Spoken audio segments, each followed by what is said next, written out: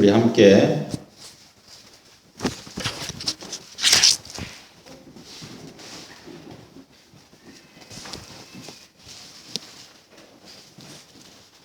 (29절까지입니다) 29절까지 마가복음 9장 14절로 29절까지 우리 함께 봉독하겠습니다. 시작. 그들이 다른 제자들에게 와서 보니 큰 무리가 그 제자들을 둘러싸고 있고 율법학자들이 그들과 논쟁을 하고 있었다. 온 무리가 곧 예수를 보고서는 몹시 놀라 달려와서 인사하였다. 예수께서 그들에게 물으셨다. 너희는 그들과 무슨 논쟁을 하고 있느냐? 무리 가운데 한 사람이 예수께 대답하였다. 선생님, 내 아들을 선생님께 데려왔습니다. 그 아이는 말을 못하게 하는 귀신이 들려 있습니다. 어디서나 귀신이 아이를 사로잡으면 아이를 거꾸로 뜨립니다. 그러면 아이는 거품을 흘리며 이를 갈며 몸이 뻣뻣해집니다. 그래서 선생님의 제자들에게 그 귀신을 쫓아내달라고 했으나 그들은 쫓아내지 못했습니다. 예수께서 그들에게 말씀하셨다. 아, 믿음이 없는 세대여, 내가 언제까지 너희와 함께 있어야 하겠느냐? 내가 언제까지 너희에게 참아야 하겠느냐? 아이를 내게 데려오너라. 그래서 그들이 아이를 예수께 데려왔다. 귀신이 예수를 보자 아이에게 즉시 심한 경련을 일으켰다. 아이는 땅에 넘어져서 거품을 흘리면서 뒹굴었다. 예수께서 그 아버지에게 물으셨다. 아이가 이렇게 된 지 얼마나 되었느냐? 그가 대답하였다. 어릴 때부터입니다. 귀신이 그 아이를 죽이려고 여러 번 불 속에도 던지고 물 속에도 던졌습니다. 하실 수 있으면 우리를 불쌍히 여기시고 도와주십시오. 예수께서 그에게 말씀하셨다. 할 수 있으면이 무슨 말이냐? 믿는 사람에게는 모든 일이 가능하다. 그 아이의 아버지는 큰 소리로 외쳐 말했다. 내가 믿습니다. 믿음 없는 나를 도와주십시오. 예수께서 무리와 올려 달려오는 것을 보시고 악한 귀신을 꾸짖어 말씀하셨다. 멍어리와 귀머리가 되게 하는 귀신아, 내가 너에게 명한다. 그 아이에게서 나가라. 그리고 다시는 그에게 들어가지 말아라. 그러자 귀신은 소리를 지르고서 아이에게 심한 경련을 일으켜 놓고 나갔다. 아이는 죽은 것과 같이 되었다. 그래서 사람들은 모두 말하기를 아이가 죽었다 하였다. 그런데 예수께서 아이의 손을 잡아서 일으키시니 아이가 일어섰다. 예수께서 집 안으로 들어가시니 제자들이 따로 그에게 물어보았다. 왜 우리는 귀신을 쫓아내지 못했습니까? 예수께서 그들에게 대답하였다. 이런 부류는 기도로 쫓아내지 않고는 어떤 수로도 쫓아낼 수 없다. 아멘. 기도하겠습니다.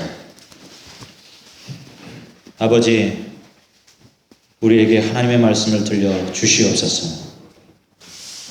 어두워진 우리의 눈을 밝혀주시고 하나님의 음성을 듣지 못하는 우리의 귀를 열어주시어서 아버지의 음성 듣고 우리의 삶이 변화되어지고 생각이 바뀌어지고 또한 아버지가 원하시는 선택을 하며 살아갈 수 있는 용기와 힘을 주시옵소서. 감사드리며 모든 말씀 예수 그리스도를 받들어 기도를 쌓옵나이다. 아멘. 오늘 믿음이 기도하게 한다. 믿음이 기도하게 한다라고 하는 제목으로 함께 하나님 말씀 나누겠습니다.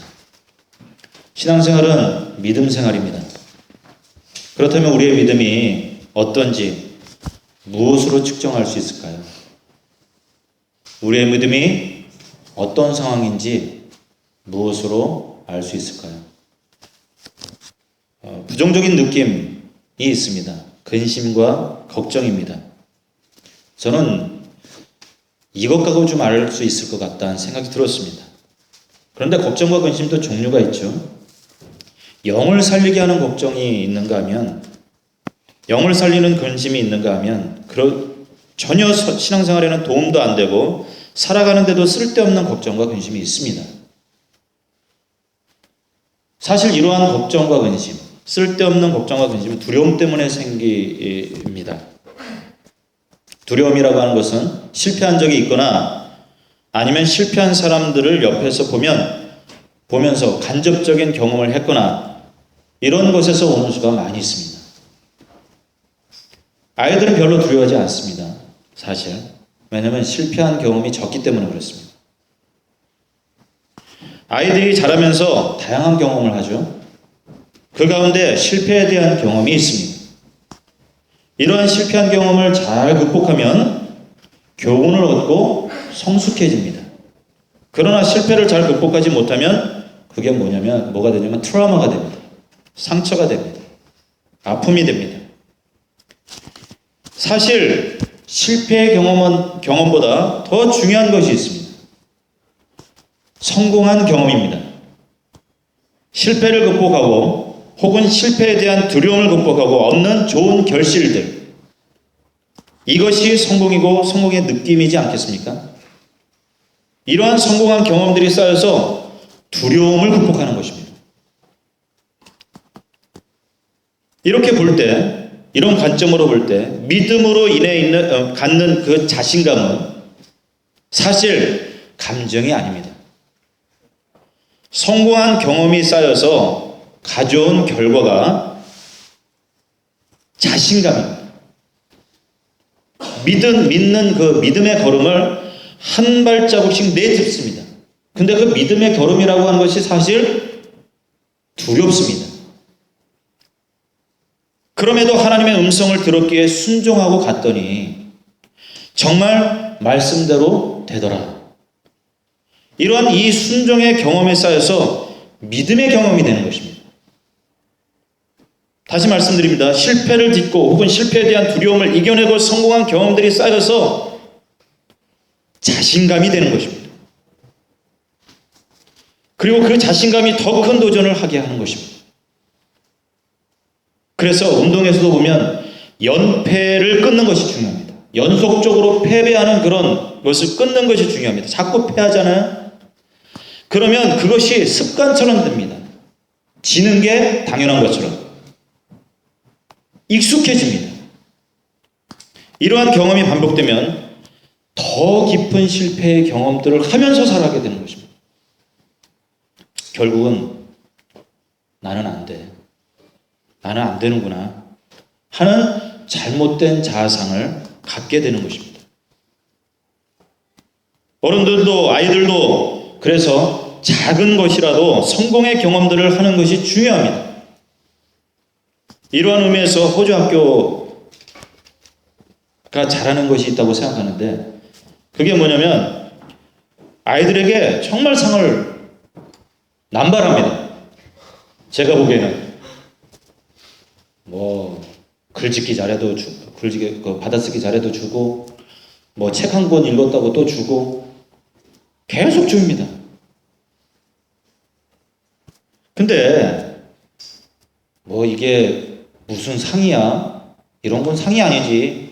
이렇게 부모님들이 생각할지는 모르겠지만 교육적으로 아이들에게 자그마한 것에 대한 성취감을 줌으로써 성공한 경험들을 쌓게 하는 것, 저는 이게 굉장히 중요하다고 생각합니다. 저는 이게 좋은 교육이라고 생각해요. 어릴 때 이런 상을 받으면서 성공한 경험을 하게 되고 이게 쌓이면 성공하는 것이 자연스러운 것이 되는 것입니다. 믿음은 자신감입니다. 그래서 중요합니다. 믿음을 갖고 있는 분들을 가만히 보세요. 뭔가 좀 여유롭습니다. 막 그냥 안달복달 안 합니다. 이거 하면 안 되지, 이거 안 되면 안 되지, 이런 생각 별로 없습니다. 여유가 있으니까 다양한 해석을 하게 됩니다. 무슨 말씀이냐면 어떤 일이 벌어져도 다양한 각도에서 그 사건들을 해석하고 그거를 바라볼 수 있는 그런 생각을 하게 된다는 것이에요. 그러면 여유를 잃으면 굉장히 좁아집니다. 사람이 시야가 굉장히 좁아집니다. 하나만 보게 돼요. 그것만 보게 돼요. 집착합니다. 그래서 다양한 가능성이 있다는 생각 자체를 못합니다. 그것밖에 보이지 않기 때문에, 그것밖에 볼 수 없기 때문에 그것만 붙잡으려 합니다. 그래서 삶 자체가 집착이 되는 겁니다. 행복하지 않습니다.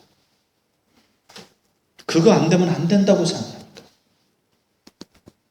여유가 없으니 어떻게 됩니까? 실수가 많습니다. 자꾸 실패하는 선택들을 합니다. 잘못된 결정을 하고 자꾸 더 나빠지게 만듭니다. 그래서 더 큰 실패를 하는 것입니다. 그 실패가 반복되는 것입니다.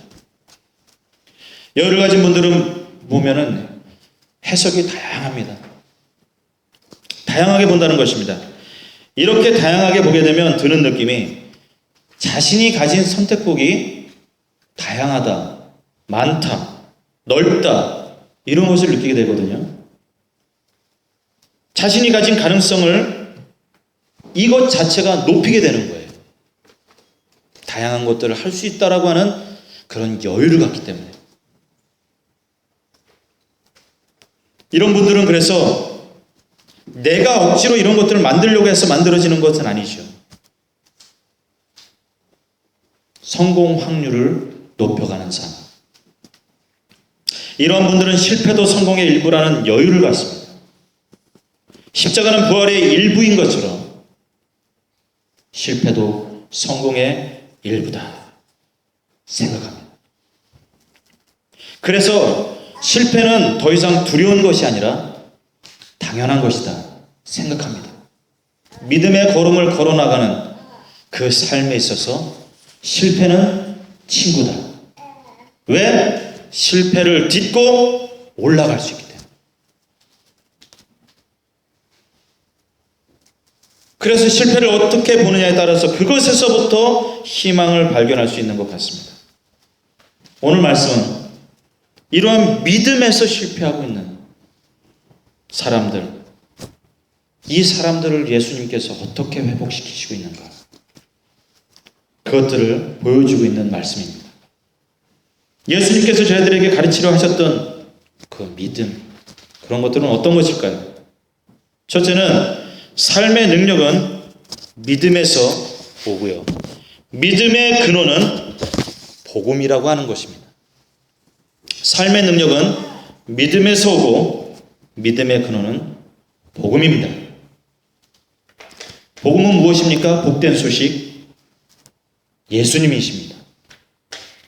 예수님은 그분을 알 때, 그분 자신을 알아가는 그런 어떤 지식, 영적인 지식을 쌓아갈 때 단지 기적을 일으키는 자, 치료자, 정치적 메시아, 혁명가 이렇게 알려지기를 원치 않으셨습니다. 예수님은 십자가와 부활로 상징되어지는 구원자로 알려지기를 원하셨습니다.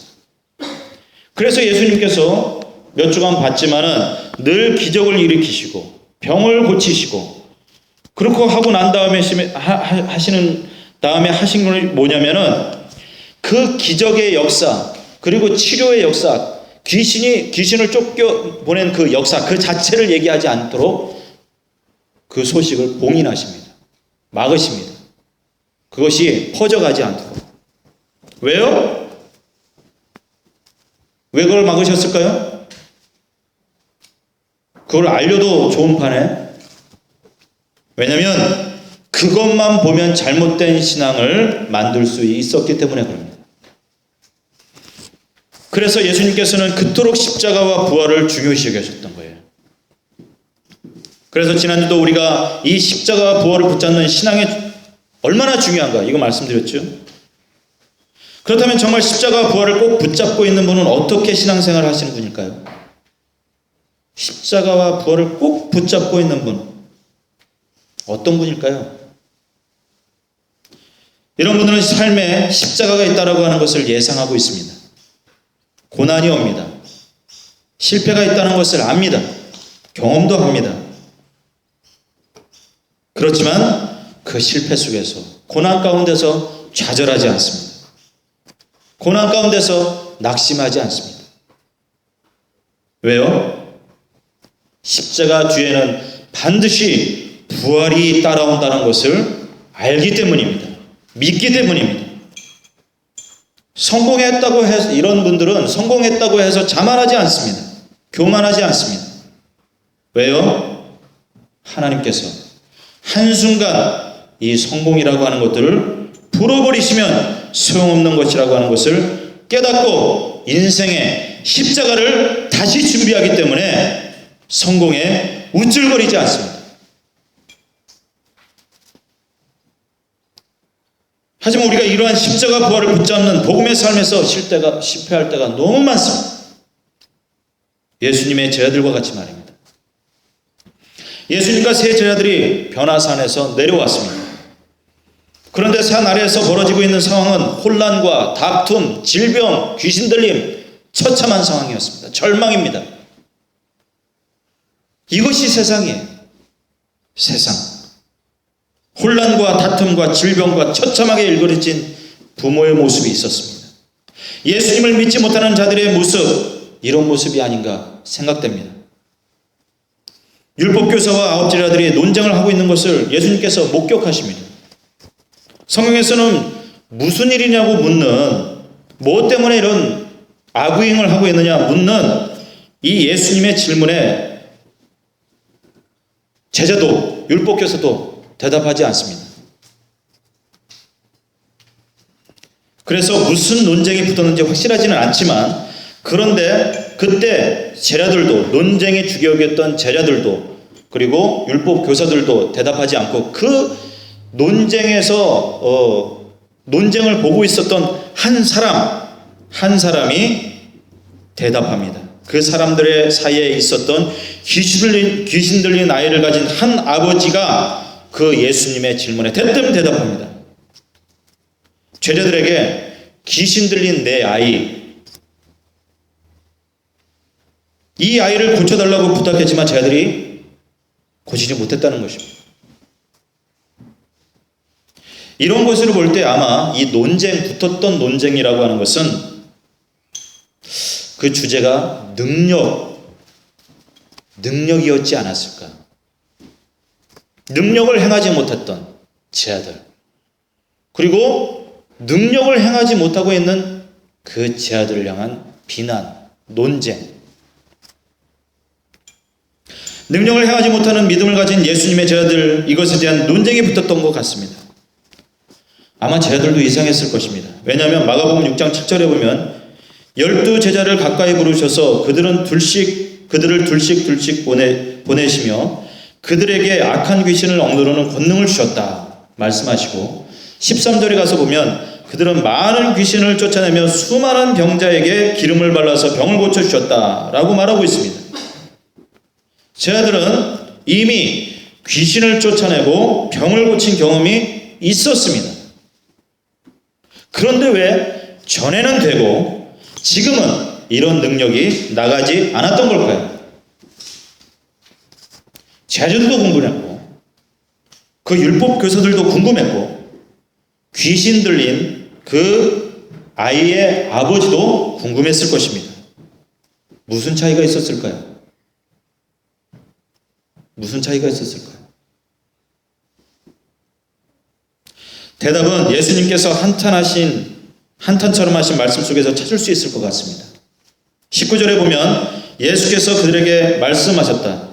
아, 믿음이 없는 세대여, 내가 언제까지 너희와 함께 있어야 하겠느냐? 내가 언제까지 너에게 참아야 하겠느냐? 마가복음 8장 38절에 예수님이 동시대에 살았던 그 이스라엘 사람들을 평가하기를 음란하고 죄가 많은 세대, 기네아 제너레이션 말씀하십니다. 이 말씀을 똑같이 지금 누구한테 얘기하고 있냐면 바로 믿음이 없는 세대, 즉 예수님과 함께 있었던 모든 사람들이 믿음에서 실패하고 있다라고 얘기하시는 거예요. 그리고 탄식하는 거예요. 근데 이 주된 탄식이 8장에서는 동시대의 사람 다 얘기하지만 지금 9장에서는 구체적으로 예수님을 믿고 있었던 제자들을 향하고 있었던 것입니다.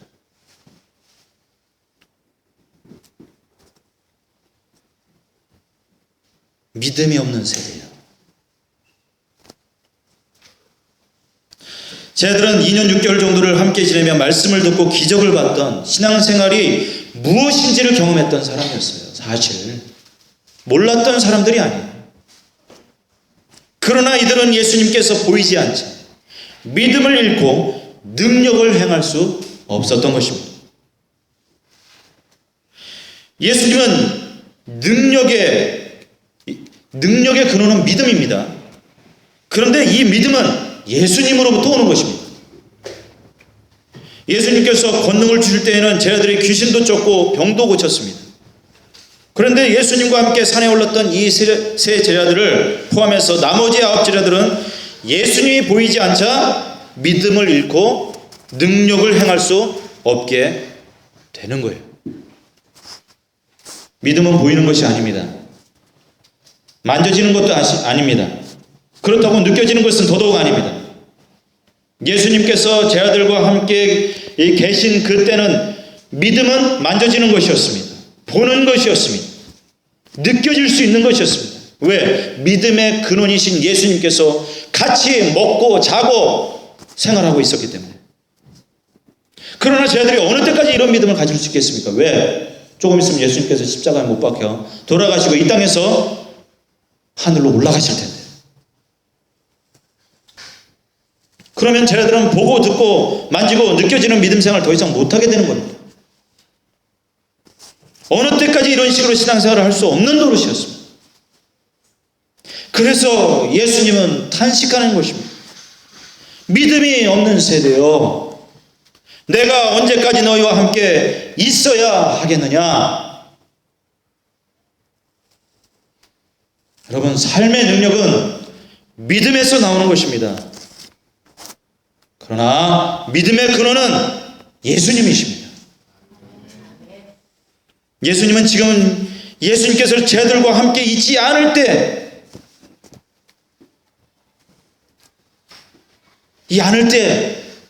이 제자들이 어떻게 행할 것인가, 이거 보고 계신 거예요. 지금 이들을 가르치고 계신 거예요. 예수님이 함께 있지 않을 때, 보여지지 않을 때, 느껴질 때, 만져지지 않을 때 어떻게 믿음을 가지고 신앙생활 할 수 있는지. 제자들의 삶의 능력을 얻을, 예수님은 제자들이 그 삶의 능력을 얻을 믿음을 갖게 되기를 소원하고 계십니다. 그렇다면 능력, 그것을 가르쳐 주기를 될 그 예수님이 눈에 안 보이시는데 어떻게 우리는 예수님의 능력을 경험할 수 있겠습니까? 믿음은 만져지는 것도 아니고 더 이상 우리는 예수님 보이지 않지 않습니까? 여러분, 예수님 봐서 믿으십니까? 만져서 믿으십니까? 그럼 어떻게 예수님 믿을 수 있을까요? 삶의 능력, 예수님 믿음으로 말미암아서 삶의 능력을 얻을 수 있을까요? 어떻게 근원이신 예수님께 액세스, 예수님과 접촉할 수 있을까요? 믿음의 근원이신. 이것을 예수님께서 알게 하시기를 지금 원하시고 계십니다. 무엇일까요? 무엇이 예수님을 통한 믿음의 능력을 맛보게 하는 것일까요? 뭘까요? 뭐겠습니까? 뭐예요? 뭐냐니까요? 예? 눈치는 빤하셔가지고. 맞습니다. 바로 기도입니다. 기도. 아이에게 들린 그 귀신을 쫓아낼 능력의 원천을 묻는 제자들의 질문에 예수님은 기도가 답이라고 말씀하십니다. 28절 29절 보니까 예수님께서 집 안으로 들어가시니 제자들이 따로 그에게 물어보았다. 왜 우리는 귀신을 쫓아내지 못했습니까? 예수님께서 그들에게 대답하셨다. 이런 부류는 기도로 쫓아내지 않고는 어떤 수로도 쫓아낼 수 없다. 마가복음 6장에서 제자들은 예수님의 권능을 힘입고 귀신도 쫓고 병도 고칩니다. 그런데 예수님께서 계시지 않을 때는 어떻게 합니까?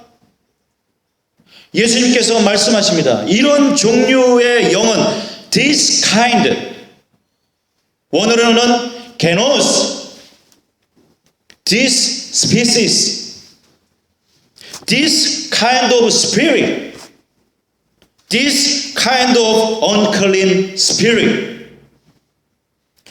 이런 종류의 영들은 기도로만이 쫓아낼 수 있다고 답을 해주십니다. 무슨 말씀입니까? 우리가 살아가면서 스스로 해결할 수 있는 일이 있죠? 있습니다. 하나님의 도움이 없어도 되는 일이 있습니다. 그런데 모든 일이 그렇습니까? 분명 우리는 우리 자신의 힘으로는 어쩔 도리가 없는 일을 만납니다. 그런 종류의 일들은 우리의 삶에 아주 자주 경험하게 됩니다. 아, 내 힘으로는 안 되는구나. 이럴 때 예수님은 이런 일들을 극복할 수 있는 방법은 기도밖에 없다 말씀해 주시는 것입니다. 기도라는 신앙적 행위를 통하여서 예수님의 능력을 받을 수 있는 것입니다. 예수님의 능력을 믿는 자들만이 기도합니다. 기도에 대한 기대가 없는 분들은 기도하지 않습니다. 특히 사람이 변화되는 것은 나의 힘으로 되지 않습니다. 하나님의 도움이 절대적으로 필요한데 그 도움을 요구하고 받는 방법은 기도밖에 없습니다. 사건과 사고, 사람 다 우리에게는 벅찰 수 있습니다. 어떠한 종류의 일은 기도와 금식밖에는 해결할 수 없는 일이 반드시 있습니다. 우리는 자주 우리의 기도 생활을 점검해야 됩니다. 그렇기 때문에 잘 될 때 기도하시는 분 흔치 않습니다. 우리는 자주 우리의 기도 생활을 점검해야 됩니다. 우리의 삶에 자꾸 문제가 발생합니다. 힘이 듭니다. 이런 분들을 상대해보면 10중 7, 8분 8 정도 되는 분들은 기도 생활에 소홀히 하고 있는 것을 보게 돼요. 하나님의 능력이 절실히 필요한 일이 있다는 것을 인정한다면 기도를 통해서 흘러들어오는 하나님의 능력을 믿어야 합니다. 삶에는 기도로만이 극복될 수 있는 문제들이 있습니다. 그래서 우리는 기도해야 하는 것입니다. 주님께서 가르쳐 주시려고 하셨던 것이 바로 이겁니다. 왜냐하면 예수님을 통하여서 오는 그 믿음의 능력은 기도로 액세스 받을 수 있기 때문에 그렇습니다. 두 번째, 예수님께서 저희들에게 가르쳐 주기를 원하셨던 것은 삶의 회복은 믿음에서 오고 회복의 근원은 예수님이라고 하는 사실입니다. 우리는 실패합니다. 여기 계신 분들 가운데 실패를 경험하지 않으신 분은 없을 것입니다. 실패를 경험하고 나면 그것을 회복하는 데는 많은 시간과 물질이 그리고 삶의 에너지가 소비됩니다. 어떤 분들은 이런 실패를 만회하고자 평생이 걸리는 것도 종종 봅니다. 우리가 인생을 살게 되면 피할 수 없는 것이 실패에 대한 경험인 것 같습니다. 안타까운 것은 실패해서 회복되지 못하는 많은 분들을 만나게 된다라고 하는 사실입니다. 교회를 열심히 다녔어도 늘 그 실패에 대한 상처를 끌어안고 삶 속에서 회복이 안 된 채 근근히 신앙생활 하시는 분들도 종종 보게 됩니다. 오늘 말씀 보면 예수님의 제자들이 믿음에 실패하고 있는 것을 보게 됩니다. 하지만 사랑이 많으신 예수님께서 그 실패의 자리에서 그분의 제자들을 회복시키기로 작정하십니다. 사실 예수님을 믿는 사람들의 실패는 자연스러운 것이 아닙니다. 그렇다고 자연스럽지 않은 실패가 일어나지 않는 것은 더더욱 아닙니다. 그런데 정말 자연스럽지 못하고 말이 안 되는 것이 있습니다. 바로 실패해서 회복되지 않는 것입니다. 이건 정말 부자연스러운 것이고 예수님을 믿는 신앙의 삶을 정말 제대로 살고 있다면 말도 안 되는 일입니다. 예수님은 실패하고 있는 분들을 그냥 보실 수 없는 분이십니다. 예수님은 십자가를 아시기 때문에 반드시 부활을 경험케 하시는 분이십니다. 그런데 십자가는 있는데 부활이 없다? 실패는 있는데 회복이 없다? 이건 정말 자연스럽지 못한 것입니다. 반드시 주님은 회복시키시고 회복시키지 않으시면 견디지 못하시는 분이 우리 예수님이십니다. 실패하고 있는 제자들, 바로 그 실패의 자리에서 회복을 계획하시는 예수님을 보세요.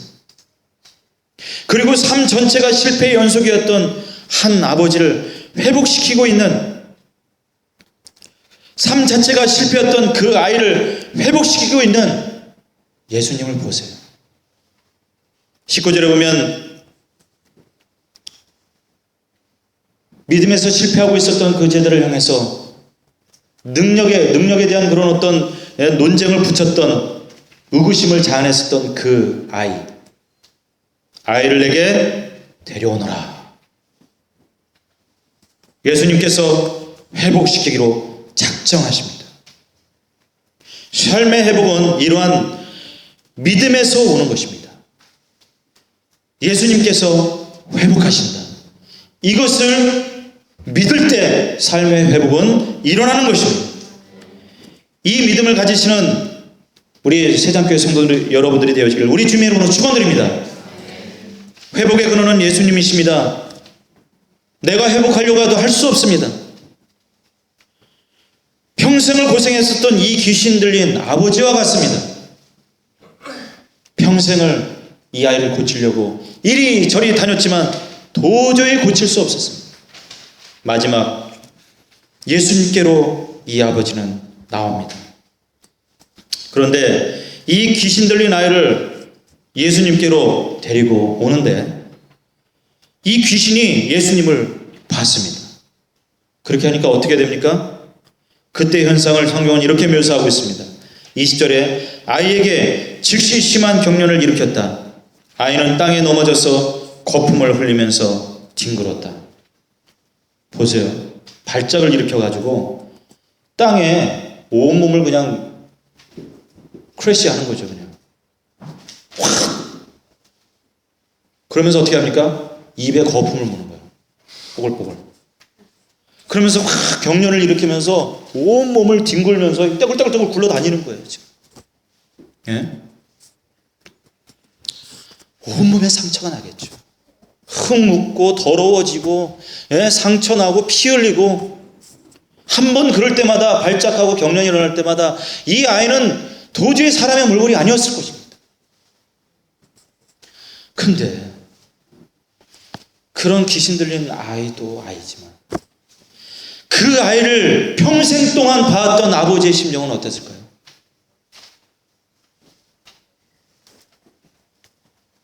평생 동안 그걸 보면서 살아온 아버지의 심정은 어땠을까요?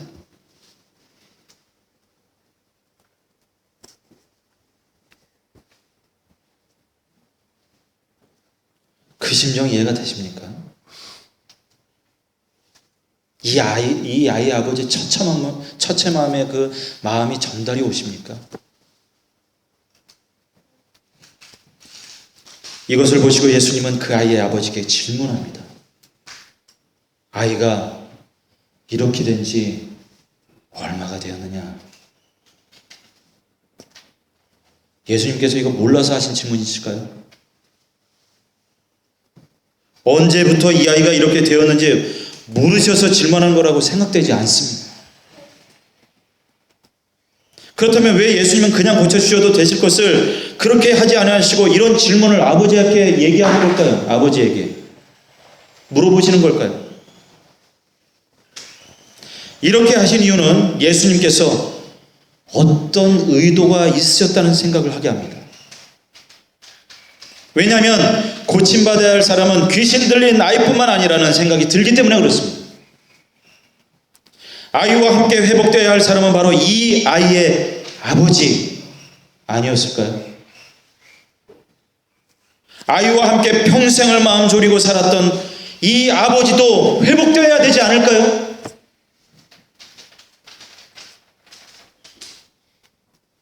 아이와 함께 아버지로서 힘든 짐을 평생 져야 했던 이 아버지도 위로가 필요하지 않았을까요?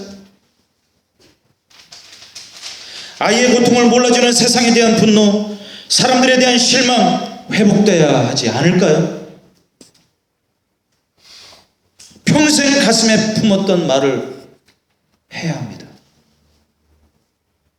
회복되기 위해서는. 평생 감춰놨던 삶에 대한 실패 털어놔야 하는 겁니다. 예수님 앞에. 이 귀신 들린 아이의 아버지의 그 소가리를 예수님께서는 말하게 하십니다. 언제부터 이렇게 되었느냐?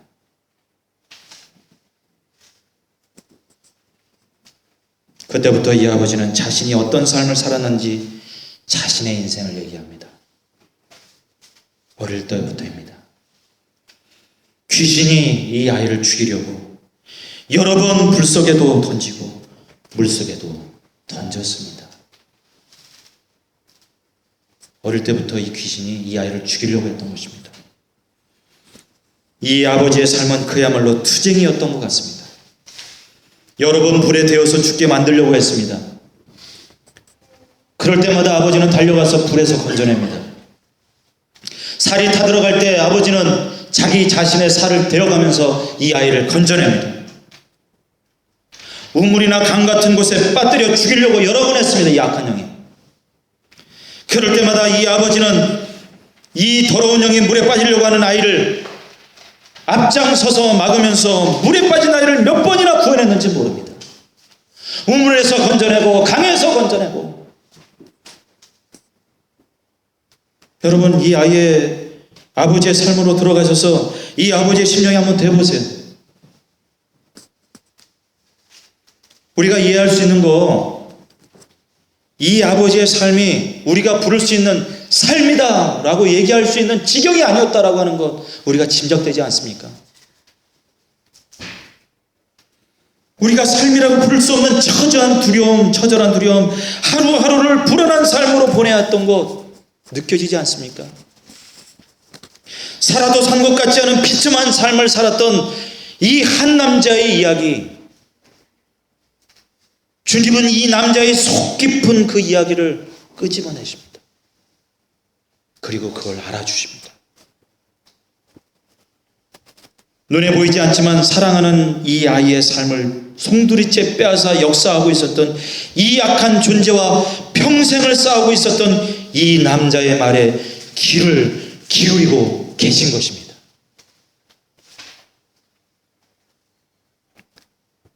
사랑하는 세단교회 성도 여러분,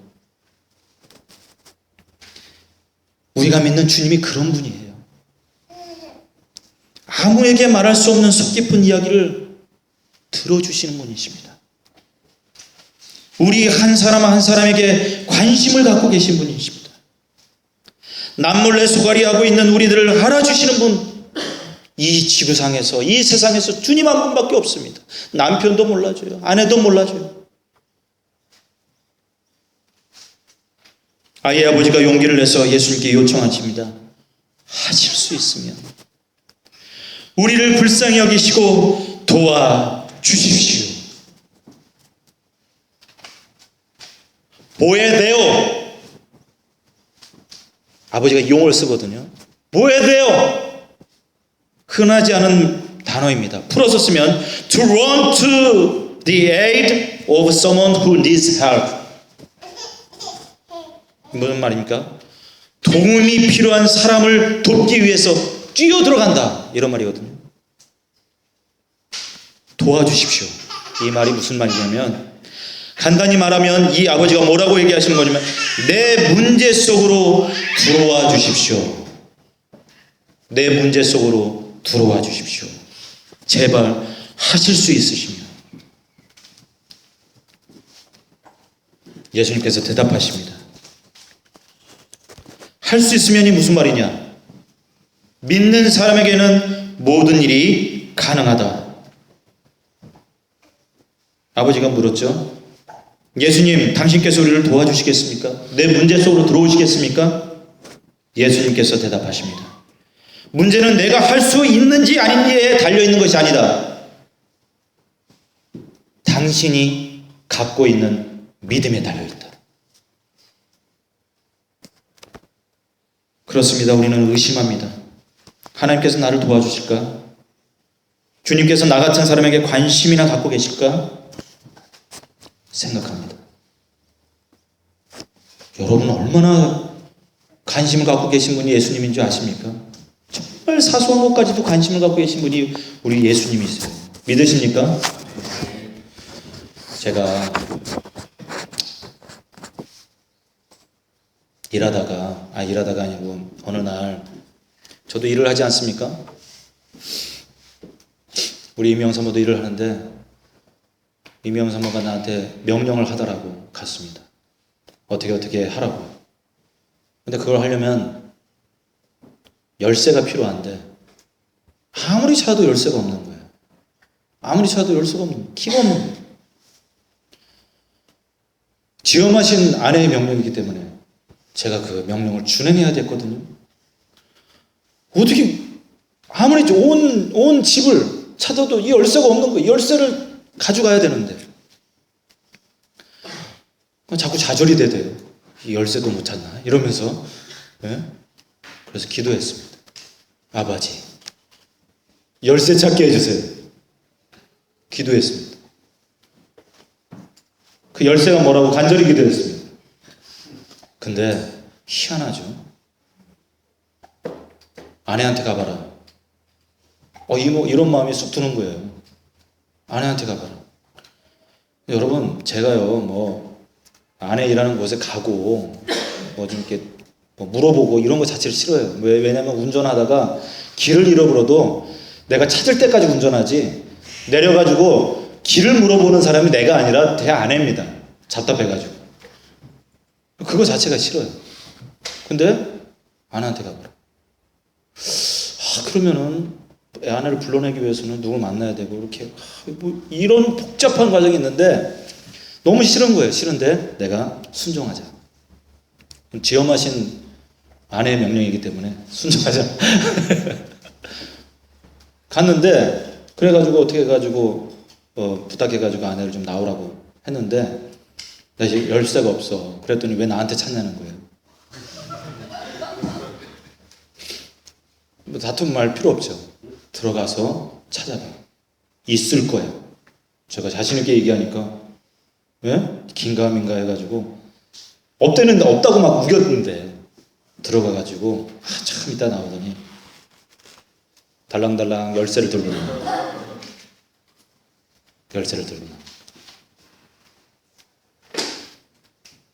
그래 지엄하신 아내의 명령을 잘 준행할 수 있었습니다. 내 열쇠 찾는 거 하나에도 관심을 가져주시는 분, 대답해 주시는 분, 우리 주님이세요.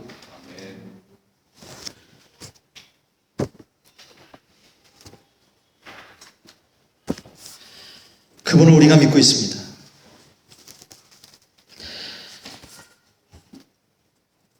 이슈는 내가 그러한 하나님을 믿고 의지하고 있느냐.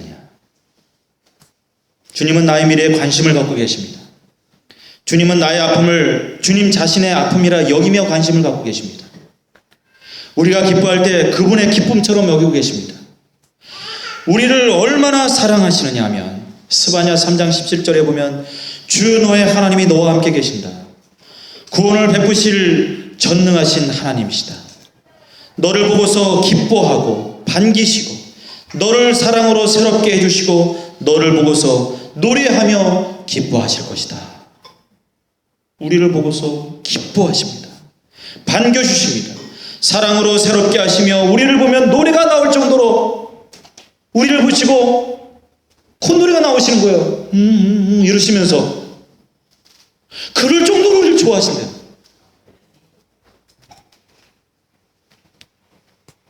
하나님께서 우리를 사랑하시느냐 안 하시느냐 하는 것은 더 이상 문제가 아니고 그거 걱정할 필요가 없습니다. 창세기 1장 1절서부터 요한계시록 마지막 장 21장 마지막 절까지 다 지킨 걸로 봐주시니까 더 이상 어떻게 더 우리를 사랑하실 수 있으시겠어요.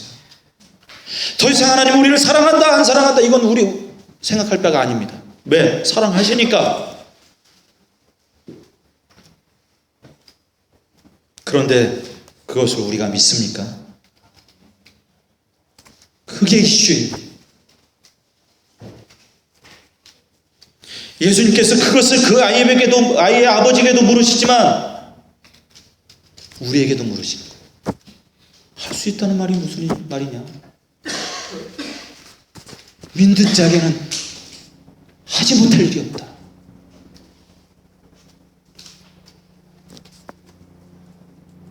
이런 물음에 그 아버지는 답합니다.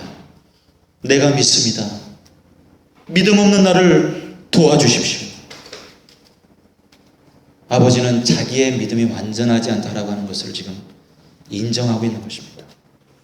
하지만 하나님께 도움을 구할 수 있을 정도면 이미 믿음은 충분하게 있는 것입니다. 만족할 만한 정도는 아니라 할지라도 하나님께서 우리를 돕지 못하실 정도는 아니지 않습니까? 이러한 아버지의 결심만한 믿음을 보시고 예수님은 그 아버지 회복시키시고 그 아버지의 아이, 그 아이에게 역사하고 있었던 귀신을 쫓아내십니다. 사랑하는 세상교회 성도 여러분, 삶의 능력은 믿음에서 오고요, 그 능력의 근원은 예수님이십니다. 능력의 근원 되신 예수님께 기도로 그 능력을 구하는 것입니다.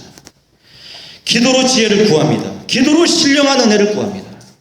기도를 통하여 예수님의 능력을 받는 것입니다. 이것을 믿으면 삶의 능력을 체험합니다.